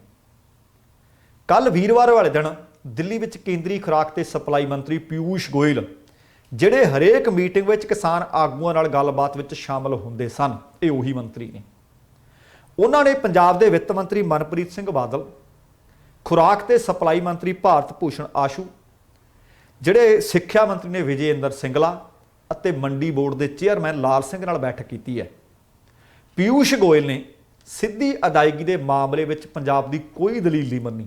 ਸਾਰੀਆਂ ਦਲੀਲਾਂ ਮੁੱਢੋਂ ਖਾਰਜ ਕਰ ਦਿੱਤੀਆਂ। ਕਹਿੰਦੇ ਬਸ ਇਨਫ ਇਜ਼ ਇਨਫ। ਉਹ ਕਹਿੰਦੇ ਜੇ ਇਸ ਵਾਰੀ ਕਿਸਾਨਾਂ ਦੇ ਖਾਤੇ ਵਿੱਚ ਸਿੱਧੀ ਅਦਾਇਗੀ ਨਹੀਂ ਕੀਤੀ ਗਈ ਤਾਂ ਇਸ ਹਾੜੀ ਦੇ ਸੀਜ਼ਨ 'ਚ ਕੇਂਦਰ ਪੰਜਾਬ ਤੋਂ ਕੋਈ ਕਣਕ ਨਹੀਂ ਖਰੀਦੂਗਾ। ਪੰਜਾਬ ਦੇ ਵਿੱਤ ਮੰਤਰੀ ਮਨਪ੍ਰੀਤ ਸਿੰਘ ਬਾਦਲ ਨੇ ਗੱਲਬਾਤ ਕਰਦਿਆਂ ਦੱਸਿਆ ਕਿ ਆਹ ਗੱਲ ਸਾਨੂੰ ਭਾਈ ਉਹਨੇ ਆਖ ਦਿੱਤੀ ਹੈ ਕਿ ਇਹ ਕੰਮ ਨਹੀਂ ਹੋਣਾ। ਮਨਪ੍ਰੀਤ ਬਾਦਲ ਨੇ ਕਿਹਾ ਕਿ ਜਦੋਂ ਅਸੀਂ ਕੇਂਦਰੀ ਮੰਤਰੀ ਨੂੰ APMC ਐਕਟ ਦੇ ਵਿੱਚ ਸਿੱਧੀ ਅਦਾਇਗੀ ਦੀ ਵਿਵਸਥਾ ਨਾ ਹੋਣ ਦੀ ਜਾਣਕਾਰੀ ਦਿੱਤੀ ਤਾਂ ਉਹਨਾਂ ਨੇ ਅੱਗਿਓਂ ਕਹਿੰਦੇ ਪਤਾ ਸਵਾਲ ਦਾ ਸਾਡੇ ਦਾ ਜਵਾਬ ਕੀ ਦਿੱਤਾ। ਉਹ ਕਹਿੰਦੇ ਪੰਜਾਬ ਸਰਕਾਰ ਆਪਣੇ ਐਕਟ 'ਚ ਸੋਧ ਕਰੇ, ਬਦਲ ਕਰੇ। ਤੁਹਾਡੇ APMC ਐਕਟ ਦੇ ਵਿੱਚ ਸਿੱਧੀ ਅਦਾਇਗੀ ਨਹੀਂ ਤਾਂ ਬਦਲੋ। ਅਸੀਂ ਵੀ ਤਾਂ ਕਹਿੰਦੇ ਨਵਾਂ ਕਾਨੂੰਨ ਬਣਾਇਆ ਹੀ ਹੈ, ਇਸ ਐਕਟ 'ਚ ਬਦਲਾਅ ਕਰ ਦਿਓ। ਪਰ ਜਿਹੜੀ ਗੱਲ ਅਸੀਂ ਕਹਿਤੀ ਸਾਡੀ ਉਹ ਪੱਥਰ ਤੇ ਲਕੀਰ ਹੈ। ਨਾਲ ਹੀ ਉਹਨਾਂ ਇਹ ਵੀ ਆਖ ਦਿੱਤਾ ਕਿ ਜਦੋਂ ਬਾਕੀ ਦੇ ਸੂਬੇ ਸਿੱਧੀਆਂ ਅਦਾਇਗੀਆਂ ਦੇ ਵਾਸਤੇ ਸਹਿਮਤ ਹੋ ਗਏ ਤਾਂ ਪੰਜਾਬ ਸਹਿਮਤ ਕਿਉਂ ਨਹੀਂ ਹੁੰਦਾ। ਮਨਪ੍ਰੀਤ ਬਾਦਲ ਨੇ ਦੱਸਿਆ ਕਿ 5 ਵੱਖ-ਵੱਖ ਮੁੱਦਿਆਂ ਨੂੰ ਲੈ ਕੇ ਅਸੀਂ ਬੈਠਕ ਦੇ ਵਿੱਚ ਗੱਲਬਾਤ ਕੀਤੀ। ਸਿੱਧੀ ਅਦਾਇਗੀ ਦੇ ਮੁੱਦੇ ਨੂੰ ਛੱਡ ਕੇ ਬਾਕੀ ਸਾਰੀਆਂ ਮੰਗਾਂ ਕੇਂਦਰੀ ਮੰਤਰੀ ਨੇ ਸਾਡੀਆਂ ਮੰਨ ਲਈਆਂ, ਪਰ ਬਾਕੀ ਦੀਆਂ ਮੰਗਾਂ ਕੋਈ ਬਹੁਤੀਆਂ ਵੱਡੀਆਂ ਨਹੀਂ ਸੀ। ਅਸਲ ਦੇ ਵਿੱਚ ਸਭ ਤੋਂ ਵੱਡਾ ਮੁੱਦਾ ਇਸੇ ਮੰਗ ਦਾ ਸੀ। ਮੀਟਿੰਗ ਇਸੇ ਮੁੱਦੇ ਨੂੰ ਲੈ ਕੇ ਰੱਖੀ ਗਈ ਸੀ। ਫਸਲ ਖਰੀਦਣ ਦੇ ਨਾਲ ਜ਼ਮੀਨ ਰਿਕਾਰਡ ਦਾ ਵੇਰਵਾ ਦੇਣ ਦੀ ਸ਼ਰਤ ਨੂੰ 6 ਮਹੀਨੇ ਵਾਸਤੇ ਢਾਲ ਦਿੱਤਾ ਗਿਆ। ਹਾਲੇ ਪਰ ਇਹ ਨਹੀਂ ਤੈਅ ਹੋ ਸਕਿਆ ਜਿਹੜਾ ਇੱਕ ਹੋਰ ਵੱਡਾ ਮਾਮਲਾ ਹੈ। ਬਹੁਤ ਸਾਰੇ ਲੋਕ ਨੇ ਖੇਤੀ ਦੇ ਮਾਲਕ ਉਹ ਨੇ, ਪਰ ਖੇਤੀ ਆਪ ਕਰਦੇ ਨਹੀਂ। ਲੋਕ ਜ਼ਮੀਨ ਨੂੰ ਠੇਕੇ ਤੇ ਲੈ ਕੇ ਕਰਦੇ ਹੈ। ਹੁਣ ਜਿਹੜੇ ਬੰਦੇ ਨੇ ਠੇਕੇ ਤੇ ਜ਼ਮੀਨ ਲਈ ਹੈ ਉਹ ਆਪਣੀ ਜ਼ਮੀਨ ਦੇ ਨੰਬਰ ਕਿਵੇਂ ਦੇਊਗਾ। ਅਦਾਇਗੀ ਸਿੱਧੀ ਉਹਦੇ ਅਕਾਊਂਟ 'ਚ ਆਉਣੀ ਹੈ ਜਿਹਦੇ ਨਾਂ ਤੇ ਜ਼ਮੀਨ ਹੈ। ਹੁਣ ਇਸ ਚੀਜ਼ ਨੂੰ ਲੈ ਕੇ ਹਾਲੇ ਵੀ ਭੰਬਲ ਭੂਸਾ ਹੈ ਕਿ ਠੇਕੇ ਤੇ ਲੈਣ ਵਾਲੇ ਜ਼ਮੀਨ ਵਾਲੇ ਵਿਅਕਤੀ ਨੂੰ, ਉਸ ਕਾਸ਼ਤਕਾਰ ਨੂੰ ਭੁਗਤਾਨ ਕਿਵੇਂ ਕੀਤਾ ਜਾਊ। ਪਿਊਸ਼ ਗੋਇਲ ਨੇ ਕਿਹਾ ਕਿ ਇਸ ਲਈ ਬਕਾਇਦਾ ਸਿਸਟਮ ਤਿਆਰ ਕੀਤਾ ਜਾਵੇ। ਪੰਜਾਬ 'ਚ ਖੁਰਾਕ ਤੇ ਸਪਲਾਈ ਮੰਤਰੀ ਨੇ ਭਾਰਤ ਭੂਸ਼ਣ ਆਸ਼ੂ, ਉਹਨਾਂ ਨੇ ਕਿਹਾ ਕਿ 2019 ਤੋਂ ਪੰਜਾਬ ਵਿੱਚ ਪਏ ਅਨਾਜ ਕਾਰਨ ਖਰੀਦ ਏਜੰਸੀਆਂ ਨੂੰ ਨੁਕਸਾਨ ਹੋ ਰਿਹਾ ਹੈ। FCI ਵੱਲੋਂ 1600 ਕਰੋੜ ਦੀ ਅਦਾਇਗੀ ਰੋਕਣ ਦਾ ਮੁੱਦਾ ਵੀ ਉਹਨਾਂ ਨੇ ਉਠਾਇਆ, ਜਿਸ ਦੇ ਵਿੱਚ ਆਸ਼ੂ ਨੇ ਦੱਸਿਆ ਕਿ 200 ਕਰੋੜ ਰੁਪਏ ਕਮਿਸ਼ਨ ਵੀ ਬਣਦਾ ਜਿਹੜਾ ਆੜ੍ਹਤੀਆਂ ਦਾ। ਇਸ ਨੂੰ ਲੈ ਕੇ ਪਿਊਸ਼ ਗੋਇਲ ਨੇ ਕਿਹਾ ਕਿ ਕੇਂਦਰ ਨੇ ਅਨਾਜ ਚੁੱਕਣ ਦੀ ਯੋਜਨਾ ਤਿਆਰ ਕੀਤੀ ਹੋਈ ਹੈ। ਉਸ ਤਹਿਤ ਪੰਜਾਬ ਤੋਂ ਅਨਾਜ ਚੁੱਕਣ ਨੂੰ ਅਸੀਂ ਤਰਜੀਹ ਵੀ ਦੇਵਾਂਗੇ। ਇਸ ਦਾ ਅਸਰ ਛੇਤੀ ਤੁਹਾਨੂੰ ਕਹਿੰਦੇ ਦਿਖਾਈ ਵੀ ਦੇਵੇਗਾ। ਪਿਊਸ਼ ਗੋਇਲ ਨੇ FCI ਵੱਲੋਂ ਰੋਕੀ ਗਈ ਰਕਮ ਦਾ ਵੇਰਵਾ ਭੇਜਣ ਲਈ ਕਿਹਾ ਤੇ ਨਾਲ ਭਰੋਸਾ ਵੀ ਦਿਵਾਇਆ ਕਿ ਜਿਹੜਾ 200 ਕਰੋੜ ਤੁਹਾਡਾ ਬਕਾਇਆ ਰਹਿੰਦਾ ਕਮਿਸ਼ਨ ਦਾ ਆੜ੍ਹਤੀਆਂ ਦਾ, ਉਹ ਛੇਤੀ ਅਸੀਂ ਜਾਰੀ ਕਰਵਾ ਦੇਵਾਂਗੇ। ਫਿਰ ਇੱਕ ਗੱਲ ਹੋਰ ਸੀ, RDF ਦਾ ਮਾਮਲਾ। RDF ਦੇ ਮਾਮਲੇ ਤੇ ਫਿਰ ਜਵਾਬ ਮੰਗਿਆ ਗਿਆ ਕਿ ਝੋਨੇ ਦੀ ਖਰੀਦ ਦੇ ਸੀਜ਼ਨ ਦੇ ਵਿੱਚ ਪੰਜਾਬ ਦੇ ਪੇਂਡੂ ਵਿਕਾਸ ਫੰਡ ਭਾਵ RDF ਨੂੰ ਰੋਕਿਆ ਗਿਆ। ਇਸ ਮੁੱਦੇ ਤੇ ਪਿਊਸ਼ ਗੋਇਲ ਨੇ ਕਿਹਾ ਕਿ ਉਹ ਪੰਜਾਬ ਸਰਕਾਰ ਵੱਲੋਂ ਭੇਜੇ ਗਏ ਜਵਾਬ ਤੋਂ ਬਿਲਕੁਲ ਸੰਤੁਸ਼ਟ ਨਹੀਂ। ਜਦੋਂ ਉਹਨਾਂ ਨੇ ਕਿਹਾ ਕਿ ਤੁਹਾਡੇ ਵੱਲੋਂ ਭੇਜੇ ਜਵਾਬ ਤੋਂ ਅਸੀਂ ਸੰਤੁਸ਼ਟ ਨਹੀਂ, ਤਾਂ ਖਜ਼ਾਨਾ ਮੰਤਰੀ ਮਨਪ੍ਰੀਤ ਬਾਦਲ ਇਸ ਮੀਟਿੰਗ ਵਿੱਚ ਸੀ। ਮਨਪ੍ਰੀਤ ਬਾਦਲ ਨੇ ਕਿਹਾ ਕਿ ਸੂਬੇ ਦਾ ਸਟੈਚੂਰੀ ਟੈਕਸ ਦਾ ਖਰਚ ਹੋਇਆ ਇਹਦੇ ਤੇ। ਜਿੱਥੇ ਖਰਚੇ ਦੀ ਵਿਵਸਥਾ ਹੈ ਤਾਂ ਕੇਂਦਰੀ ਮੰਤਰੀ ਨੇ ਫਿਰ ਉਹ ਗੱਲ ਮੰਨੀ। ਉਹ ਕਹਿੰਦੇ ਇੰਜ ਕਰਿਓ, ਪਹਿਲਾ ਜਵਾਬ ਤੁਹਾਡਾ ਸਾਡੇ ਕੋਲ ਸਾਨੂੰ ਸਹੀ ਨਹੀਂ ਸੀ ਲੱਗਿਆ, ਇੰਜ ਕਰਿਓ ਤੁਸੀਂ ਦੁਬਾਰਾ ਜਵਾਬ ਭੇਜਿਓ, ਅਸੀਂ ਇਹਦੇ ਉੱਤੇ ਵਿਚਾਰ ਕਰ ਲਵਾਂਗੇ। ਹੁਣ ਅੱਜ ਦੀ ਮੀਟਿੰਗ ਦੇ ਉੱਤੇ ਕਿਸਾਨਾਂ ਦੀਆਂ, ਪੱਲੇਦਾਰਾਂ ਦੀਆਂ, ਮੁਨੀਮਾਂ ਦੀਆਂ ਅਤੇ ਆੜ੍ਹਤੀਆਂ ਦੀਆਂ ਨਜ਼ਰਾਂ ਟਿਕੀਆਂ ਹੋਈਆਂ ਸੀ। ਸਿਰਫ ਇਹਨਾਂ ਦੀਆਂ ਹੀ ਨਹੀਂ, ਪੰਜਾਬ ਸਰਕਾਰ ਦੀਆਂ ਨਜ਼ਰਾਂ ਟਿਕੀਆਂ ਹੋਈਆਂ ਸੀ। ਜਿਹੜੇ ਕਿਸਾਨ ਅੰਦੋਲਨ ਕਰ ਰਹੇ ਨੇ ਉਹਨਾਂ ਦੀਆਂ ਨਜ਼ਰਾਂ ਟਿਕੀਆਂ ਹੋਈਆਂ ਸੀ ਕਿ ਸ਼ਾਇਦ ਇਹਦੇ ਤੋਂ ਪ੍ਰਭਾਵ ਲਿਆ ਜਾਏਗਾ ਕਿ ਸਰਕਾਰ ਸੱਚਮੁੱਚ ਕਿਸਾਨਾਂ ਦਾ ਕੋਈ ਭਲਾ ਭੁਲਾ ਚਾਹੁੰਦੀ ਹੈ, ਜਾਂ ਫਿਰ ਹਾਲੇ ਵੀ ਰੋਜ਼ ਕਿਸੇ ਨਾ ਕਿਸੇ ਬਹਾਨੇ ਕਿਸਾਨਾਂ ਦੀ ਬਾਂਹ ਮਰੋੜੀ ਜਾ ਰਹੀ ਹੈ। ਅੱਜ ਲਗਭਗ ਉਸੇ ਤਰ੍ਹਾਂ ਦਾ ਇਹ ਤੁਗਲਕੀ ਫਰਮਾਨ ਹੋਰ ਸੁਣਾ ਦਿੱਤਾ ਕਿ ਤੁਸੀਂ ਜਾਓ, ਅਸੀਂ ਜੇ ਕਹਿ ਦਿੱਤਾ ਕਿ ਸਿੱਧੀ ਅਦਾਇਗੀ ਹੋਏਗੀ ਤਾਂ ਸਿੱਧੀ ਅਦਾਇਗੀ ਹੋਏਗੀ। ਪੰਜਾਬ ਸਰਕਾਰ ਆਪਣੇ ਐਕਟ ਦੇ ਵਿੱਚ ਸੋਧ ਕਰੇ, ਅਸੀਂ ਨਹੀਂ ਉਹ ਮੰਨਣਾ। ਜਿਵੇਂ ਕਹਿੰਦੇ ਅਸੀਂ ਕਾਨੂੰਨ ਬਣਾ ਦਿੱਤੇ, ਕਾਨੂੰਨ ਰੱਦ ਨਹੀਂ ਉਹ ਕਰਨੇ, ਉਸੇ ਤਰੀਕੇ ਨਾਲ ਜੇ ਅਸੀਂ ਸਿੱਧੀ ਅਦਾਇਗੀ ਕਹਿ ਦਿੱਤੀ ਤਾਂ ਸਿੱਧੀ ਅਦਾਇਗੀ ਹੋਵੇਗੀ। ਹੁਣ ਅੰਦੋਲਨ ਚੱਲ ਰਿਹਾ ਹੈ, ਤੁਸੀਂ ਆਪ ਭਾਵੇਂ ਪਿਛਲੇ ਪ੍ਰੋਗਰਾਮ ਕੱਢ ਕੇ ਸਾਰੇ ਸੁਣ ਲਿਓ। ਸ਼ਾਇਦ ਹੀ ਕੋਈ ਇਸ ਤਰ੍ਹਾਂ ਦਾ ਕੋਈ ਚੰਗਾ ਦਿਨ ਆਉਂਦਾ ਹੋਵੇਗਾ ਜਿਸ ਦਿਨ ਇਹ ਖਬਰ ਨਾ ਹੋਵੇ ਕਿ ਕਿਤੋਂ ਡਰੱਗ ਫੜੀ ਗਈ ਹੈ। ਇਹ ਖਬਰ ਨਾ ਆਵੇ ਕਿ ਕਿਤੇ ਕੋਈ ਡਰੱਗ ਓਵਰਡੋਜ਼ ਨਾਲ ਕੋਈ ਇਨਸਾਨ ਜਵਾਨ ਮਰ ਗਿਆ। ਅੱਜ ਖੰਨੇ ਦੀ ਖਬਰ ਸਵੇਰ ਦੇ ਪ੍ਰੋਗਰਾਮ 'ਚ ਤੁਹਾਡੇ ਨਾਲ ਸਾਂਝੀ ਕੀਤੀ ਸੀ ਕਿ ਕਰੋੜਾਂ ਦੀ ਡਰੱਗ ਖੇਪ ਫੜੀ ਹੈ। ਜੰਮੂ ਕਸ਼ਮੀਰ ਦੇ ਵਿੱਚੋਂ ਪਤਾ ਲੱਗਾ ਕਿ ਲਗਭਗ 60 ਕਰੋੜ ਦੀ ਡਰੱਗ ਖੇਪ ਫੜੀ ਹੈ। ਤੁਸੀਂ ਦੇਖੋ ਕਿ ਕਿੰਨੀ ਵੱਡੀ ਮਾਤਰਾ ਦੇ ਵਿੱਚ ਰੋਜ਼ ਇਸ ਤਰ੍ਹਾਂ ਦੀਆਂ ਖਬਰਾਂ, ਤੇ ਨਾਲ ਇਹ ਖਬਰ ਇੱਕ ਅੱਧੀ ਰੋਜ਼ ਹੁੰਦੀ ਹੈ ਕਿ ਕੋਈ ਨਾ ਕੋਈ ਜਿੰਦ ਇਸ ਸੰਘਰਸ਼ ਦੇ ਲੇਖੇ ਲੱਗੀ ਹੈ। ਜਾਣਕਾਰੀ ਮਿਲ ਰਹੀ ਹੈ ਕਿ ਬੀਤੀ 1 ਮਾਰਚ ਨੂੰ ਕਿਸਾਨੀ ਸੰਘਰਸ਼ ਦੇ ਵਿੱਚ ਸ਼ਾਮਲ ਹੋਣ ਜਾ ਰਹੇ ਸਨ ਜ਼ਿਲ੍ਹਾ ਰੂਪਨਗਰ ਦੇ ਪਿੰਡ ਭਾਓਵਾਲ ਦੇ 36 ਵਰ੍ਹਿਆਂ ਦੇ ਨੌਜਵਾਨ ਸੁਖਵਿੰਦਰ ਸਿੰਘ। ਰਸਤੇ 'ਚ ਉਹਨਾਂ ਦਾ ਐਕਸੀਡੈਂਟ ਹੋਇਆ ਸੀ, ਲੰਬਾ ਇਲਾਜ ਚੱਲਦਾ ਰਿਹਾ, ਪਰ ਇਲਾਜ ਦੌਰਾਨ PGI ਦੇ ਵਿੱਚ ਅੱਜ ਉਹਨਾਂ ਦੀ ਮੌਤ ਹੋ ਗਈ ਹੈ। ਮ੍ਰਿਤਕ ਨੌਜਵਾਨ ਕਿਸਾਨ ਯੂਨੀਅਨ ਕਾਦੀਆਂ ਦੇ ਨਾਲ ਸੰਬੰਧਿਤ ਸਨ। ਜੋ ਕਿ ਸ਼ੁਰੂ ਤੋਂ ਲੈ ਕੇ ਕਿਸਾਨ ਮੋਰਚੇ ਨਾਲ ਜੁੜੇ ਰਹੇ। 4 ਵਾਰ ਪਹਿਲਾਂ ਉਹ ਕਿਸਾਨ ਮੋਰਚੇ ਵਿੱਚ ਸ਼ਾਮਲ ਹੋਣ ਤੋਂ ਬਾਅਦ 1 ਮਾਰਚ ਨੂੰ 5ਵੀਂ ਵਾਰੀ ਕਿਸਾਨ ਮੋਰਚੇ ਤੇ ਸ਼ਾਮਲ ਹੋਣ ਵਾਸਤੇ ਜਾ ਰਹੇ ਸੀ ਤੇ ਇਸ ਨੌਜਵਾਨ ਦਾ ਕਰਨਾਲ ਦੇ ਨੇੜੇ ਘਰੌਂਡਾ ਦੇ ਵਿੱਚ ਮੋਟਰਸਾਈਕਲ ਤੇ ਜਾਂਦਿਆਂ ਟਰੱਕ ਦੇ ਨਾਲ ਐਕਸੀਡੈਂਟ ਹੋਇਆ। ਪਹਿਲਾਂ ਉਹਨਾਂ ਨੂੰ ਰੋਹਤਕ ਪੀਜੀਆਈ ਰੈਫਰ ਕੀਤਾ ਗਿਆ, ਬਾਅਦ ਦੇ ਵਿੱਚ ਰੋਹਤਕ ਤੋਂ ਉਹਨਾਂ ਨੂੰ ਪੀਜੀਆਈ ਚੰਡੀਗੜ੍ਹ ਦੇ ਵਿੱਚ ਰੈਫਰ ਕਰ ਦਿੱਤਾ ਗਿਆ ਸੀ ਤੇ ਜਾਣਕਾਰੀ ਮਿਲੀ ਹੈ ਕਿ ਸੁਖਵਿੰਦਰ ਸਿੰਘ ਦੇ ਸਿਰ ਦੇ ਵਿੱਚ ਗੰਭੀਰ ਸੱਟ ਲੱਗੀ ਸੀ। 2 ਮਾਰਚ ਤੋਂ ਚੰਡੀਗੜ੍ਹ ਪੀਜੀਆਈ ਦੇ ਟਰਾਮਾ ਸੈਂਟਰ ਦੇ ਵਿੱਚ ਦਾਖਲ ਸੀ, ਜੇਰੇ ਇਲਾਜ ਸੀ। ਲੰਬੇ ਇਲਾਜ ਤੋਂ ਬਾਅਦ ਸੁਖਵਿੰਦਰ ਸਿੰਘ ਦੀ 7 ਤਰੀਕ ਨੂੰ ਪੀਜੀਆਈ ਦੇ ਵਿੱਚ ਮੌਤ ਹੋ ਗਈ ਹੈ। ਸੁਖਵਿੰਦਰ ਸਿੰਘ ਦੀ ਮੌਤ ਤੇ ਭਾਰਤੀ ਕਿਸਾਨ ਯੂਨੀਅਨ ਕਾਦੀਆਂ ਦੇ ਪੰਜਾਬ ਪ੍ਰਧਾਨ ਨੇ ਹਰਮੀਤ ਸਿੰਘ ਕਾਦੀਆਂ ਅਤੇ ਹੋਰ ਸਮੂਹ ਜਥੇਬੰਦੀਆਂ ਦੇ ਵੱਲੋਂ ਦੁੱਖ ਦਾ ਪ੍ਰਗਟਾਵਾ ਕੀਤਾ ਗਿਆ ਹੈ। ਮ੍ਰਿਤਕ ਕਿਸਾਨ ਦਾ ਪਿੰਡ ਦੇ ਲੋਕਾਂ ਨੇ ਤੇ ਕਿਸਾਨ ਆਗੂਆਂ ਨੇ ਪਿੰਡ ਦੀ ਸ਼ਮਸ਼ਾਨ ਘਾਟ ਦੇ ਵਿੱਚ ਸੰਸਕਾਰ ਕਰ ਦਿੱਤਾ ਹੈ। ਕਿਸਾਨ ਯੂਨੀਅਨ ਕਾਦੀਆਂ ਦੇ ਆਗੂ ਅਮਰਜੀਤ ਸਿੰਘ ਮਾਲ, ਰੁਪਿੰਦਰ ਸਿੰਘ ਰੂਪਾ ਤੇ ਪਿੰਡ ਦੇ ਸਰਪੰਚ ਨੇ ਇਹ ਵੀ ਜਾਣਕਾਰੀ ਦਿੱਤੀ ਹੈ ਕਿ ਸੁਖਵਿੰਦਰ ਸਿੰਘ ਦੀ ਉਮਰ 36 ਵਰਿਆਂ ਦੇ ਸੀ।